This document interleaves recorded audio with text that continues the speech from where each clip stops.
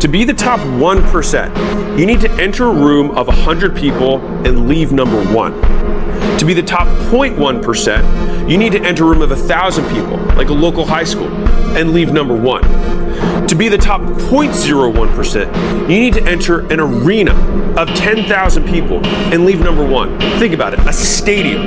And in a battle to the death in that stadium, you have to come out on top.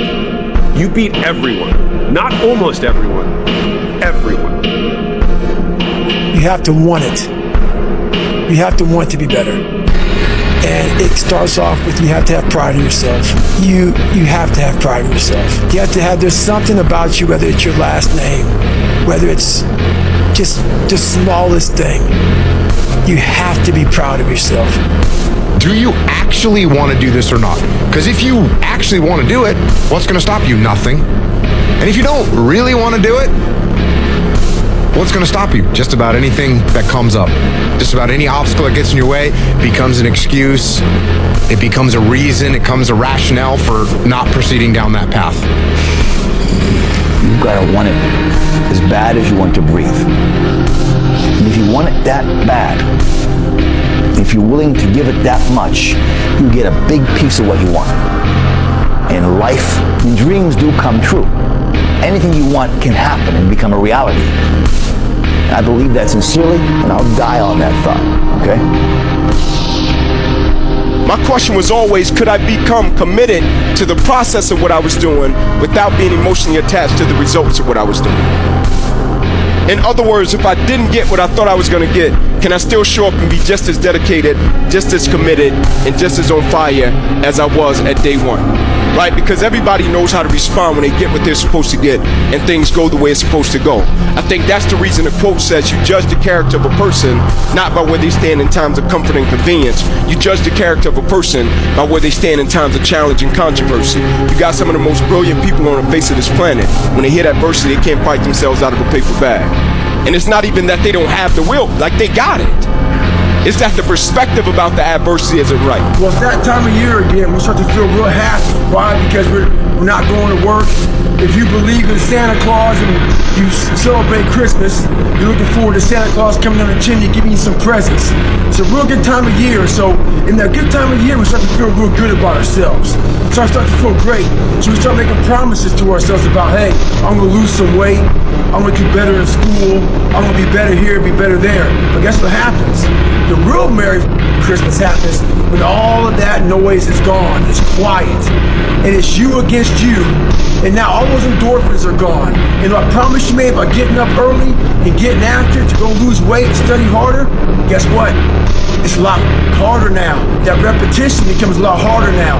So a lot of us can't do things on our own. So find somebody in your life. So when you throw that towel in, they throw that motherfucker back at you and say you're not done yet. And most people are not going to understand why you're so driven, why you're so obsessed. And if you try and make them understand, you're going to end up frustrated. The best advice I can tell you is go on the journey by yourself.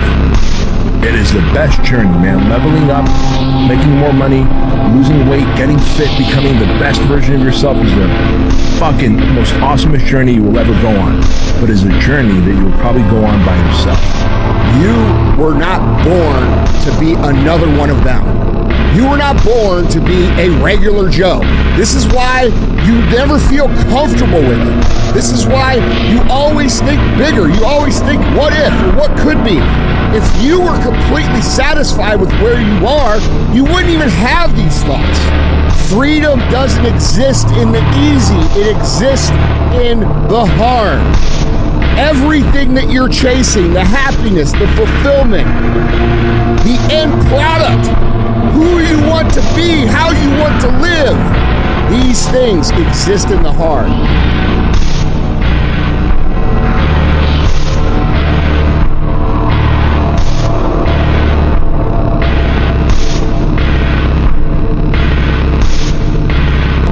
Remember that feeling, don't you? The moment when you realized you were at the bottom. The moment when the world decided you weren't worth anything. The moment they discarded you like trash. But let me ask you something. Did they decide your fate? Or do you still have a choice?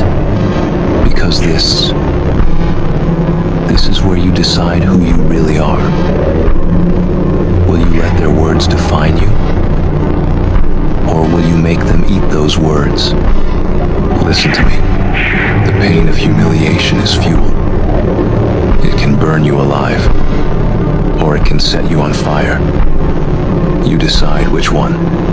Because there are two types of people in this world. Those who stay down, and those who get back up stronger. You already know which one they expect you to be. But what they don't realize is that you are not the same person they left behind. They broke you. Good. Now you rebuild. They humiliated you. Perfect. Now you train. They made you feel like nothing. Now you show them that you are everything.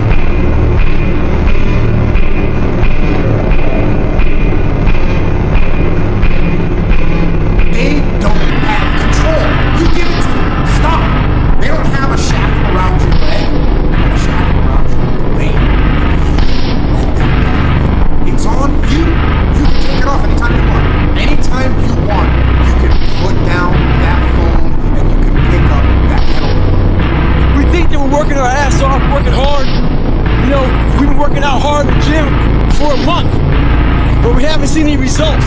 So we get all fucking down and poopy pants and shit. You study for 30 minutes for a fucking test, and you didn't do as well as you thought. But now we're fucking sitting there thinking, what am I gonna do? Lose weight? Do crank up work? Study harder? Most of us feel like that shit. Every year we go about 2 fucking weeks, and we're fucking done. All I need is a miracle. Well, guess what? That miracle ain't coming. There is no perfect time to start. You gotta start now with changing your life. We're all being tested in life. And guess what? This is one test you can't cheat on. In the military, we had this big old rucksack on the back. Got batteries, water, extra gear. Your extra gear is the shit you're dealing with in life. And the only way to overcome it is for you and you alone to face it. You have to do your best work when you're the least motivated. So those days you don't want to do it, guess what you gotta do? You gotta suck it the fuck up and do it. What the fuck do you expect? You're not putting in the work. You have to do more. You gotta stop telling yourself that you're doing enough. In life, it's never enough until you feel this overwhelming feeling of shit, man.